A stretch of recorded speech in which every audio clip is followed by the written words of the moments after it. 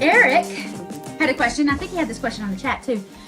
Eric says that I hear you say many times that it's not necessary to have a real estate license, but with that in mind, what is the best way to get good comps in an area? All right, so comps, I'm going to tell a little embarrassing story on my mom. So my mom has been buying houses since 1978. Before I was born, my mom became a real estate investor. All right, and she did it. She bought a house. We lived in it for 10 years. We moved out into a new home, but she kept the old one and rented it. That's how she began her real estate investing career. Okay, she bought a house. We lived in it for 10 years. When we moved out, she didn't sell it. She just rented it. But she bought it in 1978. We moved out in 1988. Okay, that's how my mom started. So in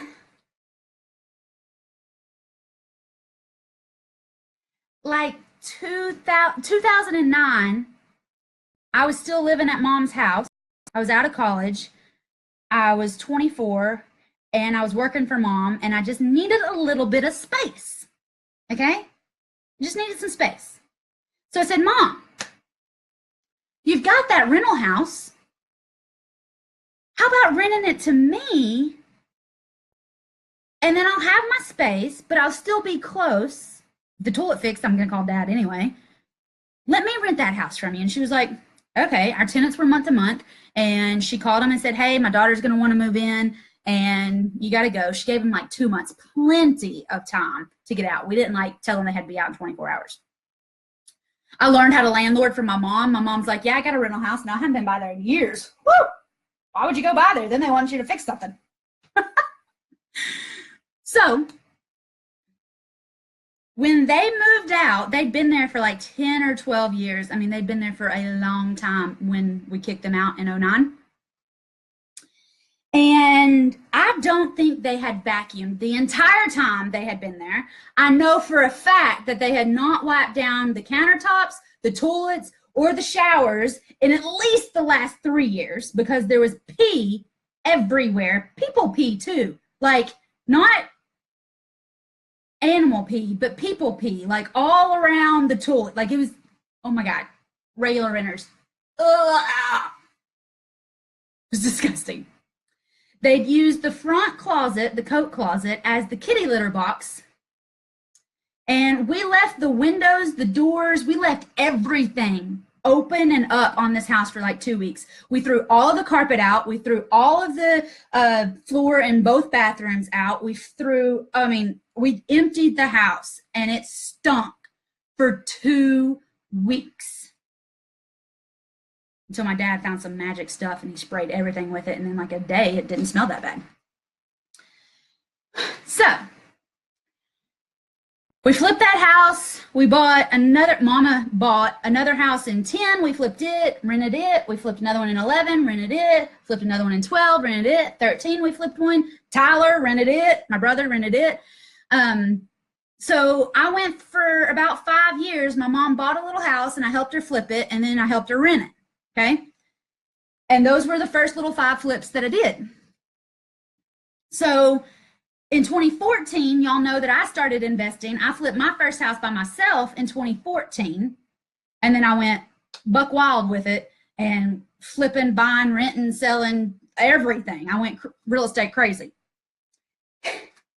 And since I went real estate crazy, my mom called me, my beautiful, wonderful, smart, sophisticated, classy, love her to pieces mom, who has been a real estate investor since before I was born. She's got some other properties that have always been sending checks in. She called me one day and she's like, okay, Whitney, you keep saying this word, because mom watches all my videos. She's in all my student groups. She's got to log into the program and everything. She never logged in because I haven't shown her how. But she called me one day. She's like, I don't want to get the short answer, but tell me what this word is that you keep saying. And I was like, okay, Mom, what you got? She was like, what's a comp? And I was like, that's a great question, Mom. I'm really glad you answered that, or you asked that, because clearly I'm not being very clear when I talk about comps, and there's people out there who don't know what comps are. All right, so Eric has asked how to find good comps. Good comps. So I want to clarify what a comp is, just in case you're not sure, or just so that you can understand what I'm saying when I start to define a comp. And a comp is a comparable sale in that area, in that neighborhood. And in a lot of subdivisions, you'll go through the subdivision and there's basically 3 houses. There's 200 houses, but there's basically 3 houses. You know, they're all kind of cookie cutters. They look just alike. They're the same size.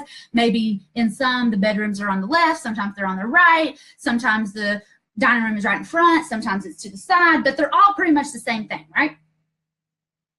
Well, in those subdivisions, it's really easy to get a comparable sale because if anything sells, it's probably within the same square footage, it's in the same bathrooms, it's in the same bedrooms, it's in the same lot size. It's comparable to our subject property. And it's really easy to get a comp, a comparable sale, in a cookie cutter subdivision because they all look the same. They're all basically the same. Some of them are green, some of them are blue. They're the same. And a comp is a comparable sale, a sale. And when you look at Zillow and it has the Zestimate, that is not a comp, okay? And the Zestimate is going to change every day. It's going to go up or down every single day, depending on what agent put their information in the day before, okay? So a comp is a comparable sale. Short, it's a comp. And the reason we don't use the Zestimate, the reason we don't use the Trulia estimate, the Redfin estimate, the whatever, and we need an actual comp is because on those websites, as an agent, if I list a house for $150 and it sells for $120, I, as the agent, have the opportunity on Zillow to type in what it sold for. And Zillow ranks agents based on their production, and it does not check any facts. So it's up to the agent to say, we submitted a bid at $120. Or it is up to the agent to say, oh, I don't know, that was a couple months ago, I can't really remember, but I listed it for $150, so let's just put it in for $150. Homeowners can do the same thing. They can say, if you find a for sale by owner, a FSBO on Zillow, and they sell their house, they could say that they got $120,000 for it, when in fact they got $89,000, or they got $110,000, or they got whatever, okay? But we don't take the Zestimate as fact because it's the opinion combined across a area on Zillow, or on Trulia, or on wherever. We have to get what has sold, and we have to get it for its sale price, and we have to put that into a formula and come up with kind of like an average of what houses in this area are selling for if they're the same, comparable to our subject property, okay? So if we're looking at a 3-bedroom, 2-bath, and there's 18 3-bedroom, 2-baths, and they've all sold between $110,000, $115,000, $120,000, we can say our house is worth $115,000 for sure. It might be worth $5,000 more, it might be worth $5,000 less, but it's going to be within $5,000 of $115,000. If we have a 4-bedroom, 1-bath, and it's the only 4-bedroom, 1-bath, and everything is selling as 3-2s for $110,000, $115,000, and $120,000, then we're going to have to look at that and say, I can't find any comparables in this area, but if I went outside this area, I could find one. It was a 4-2, and it sold for $125,000. So I'm still going to say your house is about worth $115,000-ish because this other one has another bathroom. And in our market, in my personal opinion, I value 2 toilets in a house. Okay? But we can use Zillow to get an average, to get close, to get within the dartboard of where we need to be to make these offers. Okay, on Zillow, there's nearby homes, and then they actually say comparable homes, and you can click on it, and those are sold properties that should be pretty similar to our subject property. But just because Zillow says it sold for that price does not mean it actually sold for that price. So the best way to get comps,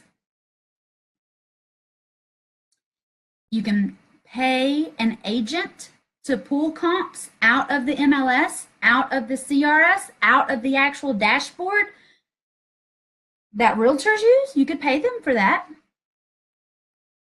You could make a deal with them. You could take them to lunch. You could do whatever.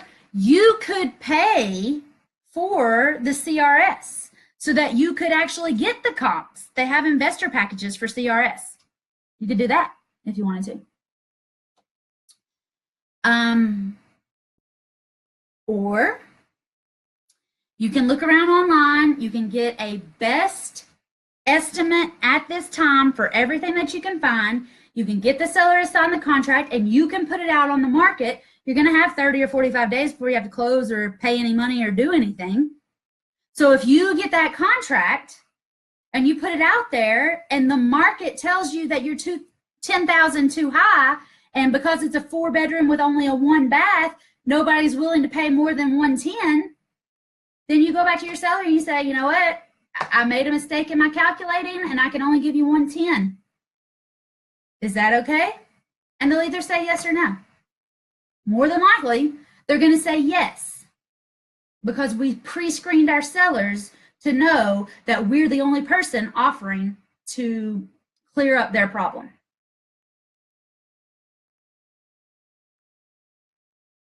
Okay, so you can get comps, you can get estimates, you can get close online on Zillow, Trulia, Redfin, HomeSnap, I think, the CRS data. You can look on the GIS. There's lots of different places that you can go look to get some comps. Or you can call your friendly agent and say, hey, I need comps on this house. Will you email it to me? And I'll send you $20. I'll send you a gift card to Olive Garden. That's a really great way to get comps.